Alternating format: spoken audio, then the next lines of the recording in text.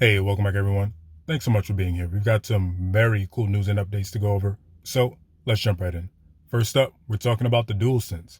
And apparently a PlayStation patent's just been revealed for a brand new controller design that changes the temperature of the controller based on what you're doing in the game. So guys, I thought this was absolutely insane. It's out of this world. It's a unique idea, but at the same time, it sounds just like PlayStation. They've really been pioneering brand new controller technology this generation, as we see with the DualSense. So I'm not surprised to see PlayStation behind the scenes finagling and thinking about schemes to come up with new technologies for this console or maybe the next console. So I thought this was all super interesting. And this is coming from an article in VGC where they say here, a new Sony patent application has been published for a controller that can change temperature during gameplay. So going on, they say in the article, as initially spotted by Exputer, the patent, which is simply named, quote, controller, could be partly made of a softer material rather than hard plastic, which is very different, I'll say. This material could be elastically deformable, such as a silicone gel-based material, and would be connected to a circuit that processes information. According to Sony, by making part of the controller out of this elastic material instead of hard plastic, it can make the controller capable of enriching haptic experiences. So they're testing different things out, guys, which is cool. This is what you want to see. You want them behind the scenes looking for ways to change up the norm. It's not reinventing the wheel, but it could do something like add an extra layer of immersion onto your already great experience. I think it's cool. So moving along, they say here, this would essentially mean that if a player comes across a hot or cold area in the game, the controller could receive an electrical signal that adjusts the temperature of the material. Theoretically, this could mean that if a player enters a volcano or a snowy area in a game, the controller might be able to heat up or cool down accordingly. So very interesting, guys. I'll say very interesting. Furthermore, they say here, it should be noted that with every patent application, and even those which are granted, just because Sony has been working on the idea, it's not a confirmation of something in the future. PlayStation systems will have a controller that gets hot or cold depending on what's happening in the game. We will see. So guys, again, it's very interesting. I wanted to bring you this because I thought it was cool. My only issue I would have with this idea is, do you really want circuits and boards to heat up unnecessarily? That seems to be something that we always want to stay cool, but maybe if they can find a way to manage that without slowing down the processing power or slowing down the performance of the controller, maybe it can work. But hey, thought it was interesting. Let me know what you guys think about this one. Next up, we're talking about Unreal Engine 5, and apparently a brand new game's just been revealed. Neo Berlin 2087, guys, have been revealed on the PlayStation's YouTube page, and I gotta say, it's very interesting. It's got a lot of people talking, and it looks to be one of the first games developed fully with Unreal Engine 5. And it's interesting, guys, as many players online, as many gamers have noted, the game's rough around the edges. It looks to be a futuristic shooter with a lot of deep detail, a very big world, and a graphically intensive game. It reminded me, guys, of Killzone Shadowfall. And I couldn't help myself but to try and compare this game to that. Instantly when I saw it, guys, I could see potential. It was very rough around the edges again, and it looks like it could be done by a low-tier developer.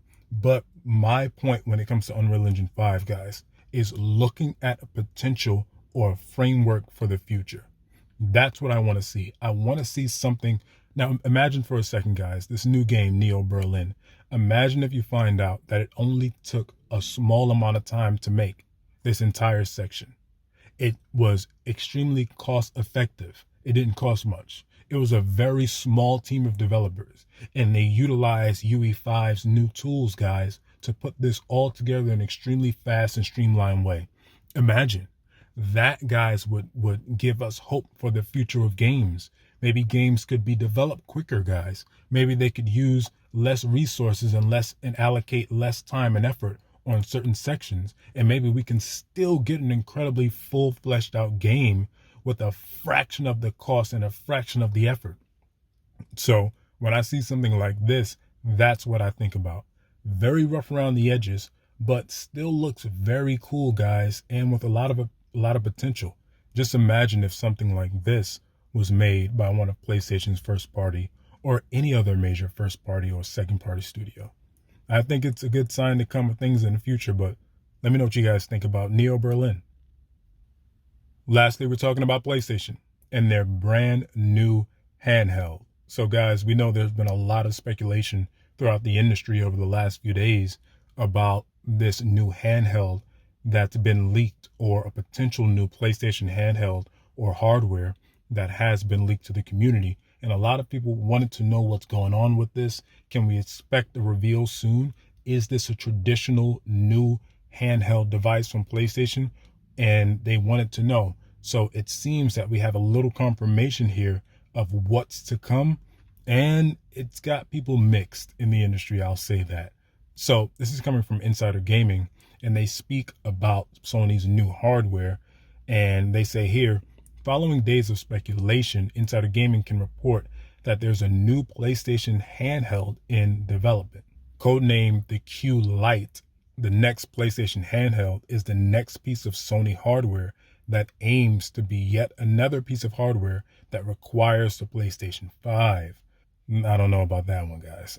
Insider Gaming understands that the Q Lite is not a cloud streaming device, but instead uses remote play with the PlayStation 5, a feature the console's giant has been pushing these past couple weeks. So there we have it. Very interesting. It appears that if these reports are true, this device will utilize remote play. Now, I'm sure you guys know very much about the remote play, guys. We've been using it for a while now, even back on the PS4. It's a nice service and it's a cool service. I would say it's not the best when it comes to online gaming. If you're playing a shooter or Call of Duty or anything like that, it's more suited for single player games. But even with that, there's still, I would say, a bit of lag that's associated with it.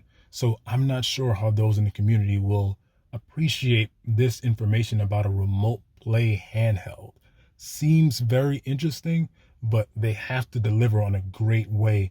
And the lag, guys, and latency has to be down in a significant way for this to be a success, in my opinion. But let's move on here. Furthermore, they say supporting adaptive streaming up to 1080p and 60 frames per second, the new device will require consistent connectivity to the internet. As for the console's physical features, early prototypes show the console will look a lot like a PlayStation 5 controller, which is cool, but with a massive 8-inch LCD touchscreen in the center. The device sports adaptive triggers for haptic feedback and will include what you would come to expect from a handheld: volume buttons, speakers, audio jacks, etc.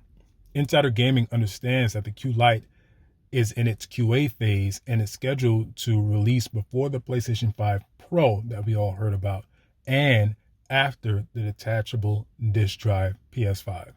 So I wanted to bring this to you guys because I thought it was very interesting. A lot of people, again, have been wondering what's going on with this new handheld, and apparently it's a definite add-on, guys. It's another add-on to the PlayStation 5's ecosystem. If you have a PlayStation 5 and you want to utilize remote play, maybe if you don't want to play on your console or play on your TV, you can use this device in its place.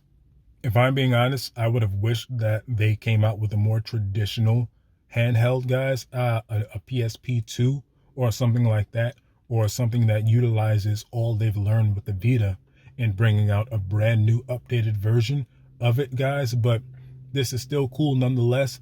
Sony's going to have to nail the price on this thing, though, if I'm being very honest. If you want people to be adopters of this technology, the price has to be right, because it's not a must-have. So if you really want people to enjoy this thing and the numbers to go up and skyrocket, the price has to be right and the latency has to be down in order for players to enjoy this technology. But let me know what you guys think about all this, man. Are you excited about this new controller, and are you waiting to see what the price will be like?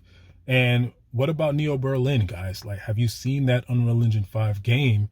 And do you think there is some real potential for greatness in the future? Let me know what you think about all this, and thanks a lot for being here, guys. Catch you later.